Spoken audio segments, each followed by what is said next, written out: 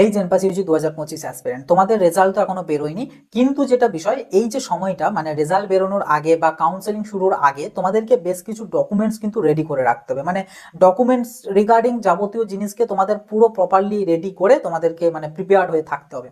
তো ডকুমেন্টস গুলো কি কি এগুলো নিয়ে অলরেডি আমি বড় ভিডিওগুলোতে ডিসকাস করেছি, একদম details A to Z information দিয়েছি, কোনটা কিভাবে বানাতে হয় না বানাতে হয় একদম এ টু জেড। সেগুলো যারা দেখোনি অতি অবশ্যই চ্যানেলটাতে গিয়ে চ্যানেলটাকে ভিজিট করো, ভিজিট করলে ভিডিওগুলো পেয়ে যাবে।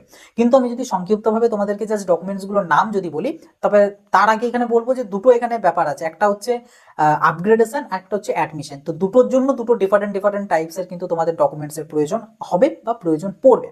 কিন্তু তোমাদের এই যে ডকুমেন্টস যেগুলো কথা বলছি না, কোনো ডকুমেন্টসই কিন্তু তোমাদের কাউন্সেলিং এ পার্টিসিপেশনের জন্য প্রয়োজন পড়বে না। তোমাদের যা কিছু ডকুমেন্টস সব আফটার কাউন্সেলিং, মানে কাউন্সেলিং এ পার্টিসিপেট করলে, তুমি কোনো একটা কলেজ পেলে তখন তোমার ডকুমেন্টসটা প্রয়োজন হবে। যতক্ষণ না তুমি কলেজ পাচ্ছ ততক্ষণ কোনো ডকুমেন্টসে তোমার প্রয়োজন পড়বে না, কিন্তু তোমাদেরকে রেডি রাখতে হবে বা রেডি থাকতে হবে। ঠিক আছে, এবার আসবো কি কি ডকুমেন্টস লাগবে। দেখো দুটো কন্ডিশন, একটা আপগ্রেডেশন একটা অ্যাডমিশন। আপগ্রেডেশনের জন্য কি কি লাগবে?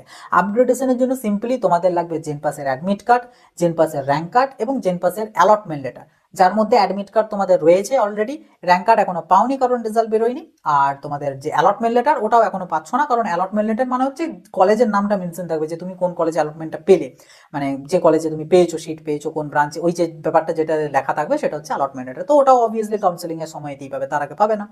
তো ওটা গেল। এর পাশাপাশি তোমাদের লাগবে হচ্ছে 10th এর অ্যাডমিট কার্ড, মানে মাধ্যমিকের অ্যাডমিট কার্ড অথবা বার্থ সার্টিফিকেট, দুটো যে কোনো একটা, উচ্চ মাধ্যমিকের মার্কশিট, এবং তোমাদের লাগবে ডোমিসিয়াল সার্টিফিকেট, যেটা A1 হতে পারে, A2 হতে পারে বা বি হতে পারে, এবার যার জন্য যেটা অ্যাপ্লিকেবল সেটা। তো ওটা গেল। এর পাশাপাশি তোমাদের লাগবে ক্যাটাগরি সার্টিফিকেট। ক্যাটাগরি সার্টিফিকেটে ওবিসিদের জন্য যদি কারো রিভ্যালিডেড সার্টিফিকেট থেকে থাকে তাহলে সেটাতেই মানে এনাফ, কোনো এনসিএল এর প্রয়োজন পড়বে না, বাট যাদের রিভ্যালিডেড নেই তাদের জন্য এনসিএল হচ্ছে মাস্ট। আর বাকি ক্যাটাগরিদের জন্য তোমাদের ক্যাটাগরি সার্টিফিকেট লাগবে। ঠিক আছে, এগুলো হচ্ছে তোমাদের আপগ্রেডেশনের জন্য। বাট অ্যাডমিশনের জন্য তোমাদের এই যা যা ডকুমেন্টস বললাম সমস্ত ডকুমেন্টসগুলো তো লাগবেই। এর পাশাপাশি তোমাদের মাধ্যমিকের মার্কশিট, মাধ্যমিকের সার্টিফিকেট, উচ্চ মাধ্যমিকের অ্যাডমিট কার্ড, উচ্চ মাধ্যমিকের সার্টিফিকেট, স্কুল লিভিং সার্টিফিকেট যেটাকে অনেকে ট্রান্সফার সার্টিফিকেটও বলে, তো এগুলোও লাগবে।